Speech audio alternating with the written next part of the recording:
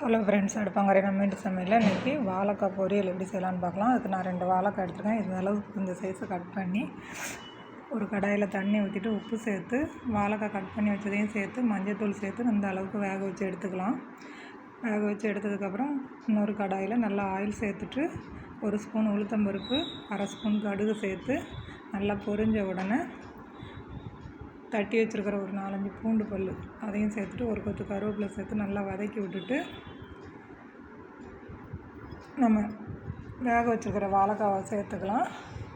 சேர்த்து நல்லா கலந்து விட்டுடலாம். நல்லா கலந்து விட்டுட்டு 1 ஸ்பூன் தனி மிளகாத்தூள் சேர்த்து நல்லா கலந்து விட்டுக்கலாம்.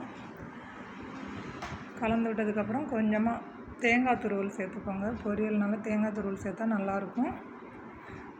நல்லா ட்ரை ரோஸ்ட்டு பண்ணிடணும். அந்த கடாயிலே சிம்மில் வச்சு ஒரு 10 நிமிஷத்துக்கு இந்த அளவுக்கு கலந்து எடுத்துக்கிட்டிங்கன்னா சுவையான வாழைக்காய் பொரியல் ரெடி ஆகிடும்.